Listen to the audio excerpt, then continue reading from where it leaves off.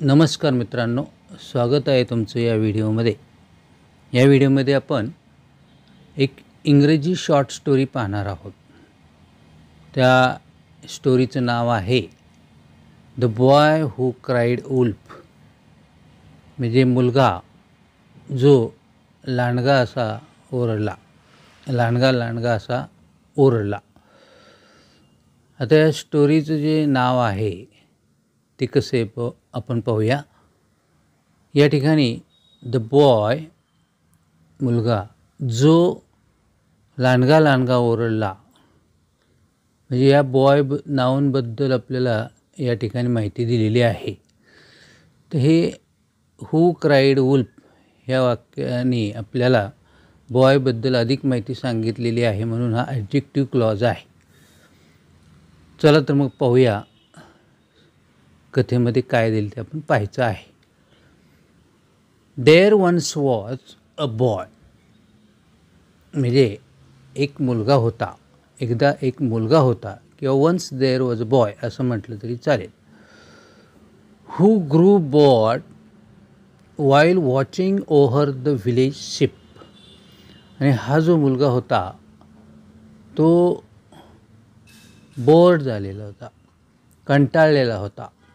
या ठिकाणी to grow board म्हणजे एखाद्या गोष्टीमध्ये काही रस न राहणे किंवा तीच गोष्ट करून कंटाळणे, यामध्ये इंटरेस्ट नसणे हा याचा अर्थ आहे. हू ग्रू बोर्ड, जो कंटाळलेला होता. कशामुळं? While watching over the village sheep, आणि हा जो मुलगा होता तो मुलगा दररोज गावातील मेंढ्या घेऊन रानामध्ये चरायला घेऊन जात असे. आणि तो काय करायचा, इथं बघा एक आहे फ्रेज आहे अशी, वॉच ओव्हर म्हणजे ची काळजी घेणे, टेक केअर, त्याचे संरक्षण करणे. तो मेंढ्या घेऊन रानामध्ये दररोज जात असे आणि त्यांची काळजी घेत असे, त्यांना फिरवत असे रानातनं. तर हा मुलगा अत्यंत कंटाळलेला होता, बोर झालेला होता तेच काम करून. मग पुढे काय झालं ते आपल्याला पाहायचं आहे. He wanted to make something more exciting, आणि त्याला इतका कंटाळा आलेला होता की त्याला वाटलं आपण आता ह्या दररोजच्या कामामध्ये, आपण दररोज मेंढ्या चरायला घेऊन जातो आणि दररोज काम करून आपल्याला कंटाळा आलेला आहे, म्हणून त्याला काय करायचं होतं. He wanted to make something more exciting, आणि काहीतरी रोमांचक घडवावं अशी त्याची इच्छा होती. काहीतरी वेगळं घडवावं, आनंददायक घडवावं अशी त्याच्या मनामध्ये इच्छा होती. एक्साइटिंग म्हणजे रोमांचक. सो म्हणून त्यांनी काय केलं पहा. सो एकदा तो असंच घेऊन गेला मेंढ्या रानामध्ये. He yelled out what that, बघा तो असा ओरडला मोठ्याने, मेंढ्या चारत होता. तो एल आउट म्हणजे to say something in a loud voice, मोठ्या आवाजात ओरडला. दॅट असा ओरडला, काय ओरडला, that he saw a wolf chasing the sheep, आणि तो मेंढ्या चारत असताना मोठ्याने ओरडला की लांडगा आला, की तो लांडगा ह्या मेंढ्यांना च्या मागं लागलेला आहे, चेस करत आहे, आणि तो मेंढ्यांना आता काहीतरी इजा करणार, म्हणून तो लांडगा आला असा मोठ्याने ओरडला. आणि हे गावातल्या लोकांनी ऐकलं. All the villagers came running to drive the wolf away. मग हे ऐकून गावातील सगळे गावकरी पळत त्या लांडग्याला हाकलून द्यायला आले. टू ड्राईव्ह अवे म्हणजे हाकलून देणे. हाऊएव्हर, पण तिथं आले ते गावकरी. तिथं काय बघा, त्यांनी असं पाहिलं. हाऊएव्हर दे सॉ नो वुल्फ, पण तिथं ते आले पळत, त्यांनी त्या ठिकाणी तो लांडगा पाहिला नाही. आणि हे सगळं दृश्य पाहून द बॉय वॉज अम्यूज, हे सगळं तो खोटा ओरडला. आणि हे गावातले लोक येऊन ते लांडगं पाहायला लागले, आणि त्यांना लांडगा दिसला नाही. हे पाहून त्याला गंमत आली, त्याला जरा मजा आली. The boy was amuse but the villagers were not. म्हणजे तो मुलगा आनंदी झाला, पण ते गावकरी काय आनंदी झाले नव्हते. They told him not to do it again. मग गावकऱ्यांनी पाहिले की लांडगा काय आलेला नाही, आणि मग त्यांनी त्याला सांगितलं की पुन्हा असं करू नकोस, not to do it again, पुन्हा असं करू नकोस असं त्यांनी सांगितलं. त्यानंतर काही वेळ गेला. शॉर्टली आफ्टर गावकरी पुन्हा गावात गेले, आणि परत काही काळानंतर ही रिपीटेड धिस अँटिक. त्याने त्या मुलाने पुन्हा ती पुनरावृत्ती केली. रिपीट म्हणजे पुनरावृत्ती करणे. ही माकड चेष्टा परत केली. परत तो लांडगा असा ओरडला. The villagers came running again. पुन्हा ते गावकरी पळत आले. The villagers came running again only to find that he was lying. आणि त्यांनी परत आल्यावर त्यांच्या लक्षात आलं की लांडगा काय आलेला नव्हता, हा उगाचच गंमत करत होता. आणि त्यांच्या लक्षात आलं की तो खोटं बोलत आहे. टू लाय म्हणजे खोटं बोलणे.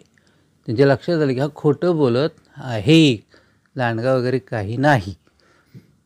आता परत पुन्हा काही वेळानंतर त्याच दिवशी, लेटर दॅट डे, काही काळ गेल्यानंतर त्याच दिवशी गंमत अशी झाली की the boy really sees a wolf sneaking amongst the flock. आणि असं झालं की काही वेळानंतर पुन्हा असं लक्षात आलं की खरोखरच लांडगा त्या मेंढ्यांमध्ये आलेला होता, आणि तो गुपचूप तिथं फिरत होता. काय स्नेकिंग म्हणजे डोकावून तिथं त्याला दिसला, आणि त्या कळपामध्ये, मेंढ्यांच्या कळपामध्ये त्याला तो लांडगा दिसला. He jump up and called out for help. आणि त्याला आश्चर्य झालं, आणि त्याने उडी मारली त्या लांडग्याला पाहून, आणि मदतीसाठी ओरडायला लागला. काय लांडगा असा ओरडायला लागला. But no one came this time. आता हे गावकरी दोनदा आले होते, त्यांनी पाहिलं होते की लांडगा काय आलेला नव्हता, पण यावेळेला मात्र कुणीही आलं नाही. Because they thought he was steel joking around. कारण त्या गावकऱ्यांना काय वाटलं की ह्याने आपल्याला दोनदा फसवलं, आपला चेष्टा करत आहे तो, असंच त्या गावकऱ्यांना वाटलं. At the sunset the villagers looked for the boy.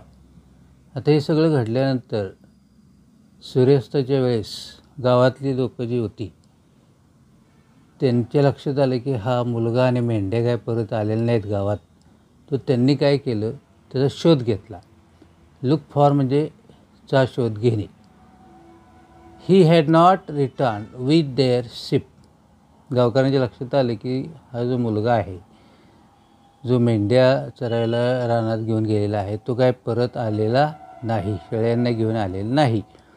They found him crying. मग ते शोधायला गेले, त्यांना सापडलं काय, फाउंड म्हणजे आढळलं, सापडलं की तो ओरडत होता. क्राईंग ओरडत होता. He told them that there really was a wolf and the entire flock was gone. आणि मग ते गावकरी तिथं त्याच्याकडे आल्यानंतर त्यांनी त्यांना सांगितलं की अहो खरंच लांडगा आलेला होता, आणि त्या लांडगा आल्यामुळं सगळ्या मेंढ्यांचा कळप हा इथून गेलेला आहे, मेंढ्या पळून गेलेल्या आहेत. An old man came to confirm him. मग त्या गावकऱ्यांमध्ये एक वयस्कर माणूस होता, तो आला समोर आणि त्या मुलाचं सांत्वन करायला लागला. त्याचं सांत्वन केलं and told him that nobody would believe a liar even when they are being honest. मग त्या वयस्कर माणसानं त्या मुलाला समजून सांगितलं की अरे बाबा, तू पहिल्यांदा दोनदा आम्हाला फसवलंस, खोटं बोललास आणि आम्ही तुला पाहायला आलो, पण इथे काही लांडगा आलेला नव्हता. ते एक लक्षात ठेव की जो माणूस खोटं बोलतो त्याच्यावर कोणीही विश्वास ठेवणार नाही. जरी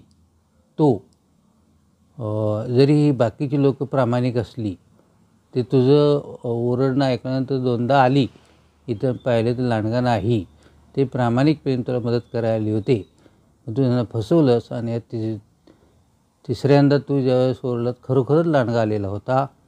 म्हणजे त्यामुळं आणि तू फसवल्यामुळे ती लोकं आलेली नाहीत. तर तू असं करत जाऊ नको. तर ह्या कथेचं म्हणजे मोरल असं आहे की काय लाईंग ब्रेक्स ट्रस्ट. म्हणजे खोटं बोलण्याने काय होतो, हा विश्वास उडतो आपल्यावरचा. तर हे या कथेचं मोरल आहे. तर तुम्हाला ही कथा आवडली असेल तर हा व्हिडिओ जास्तीत जास्त शेअर करा आणि माझ्या या व्हिडिओला लाईक करा आणि माझ्या सतीश दीक्षित सर या चॅनलला सबस्क्राईब करा. भेटूया पुढच्या व्हिडिओमध्ये. थँक्यू.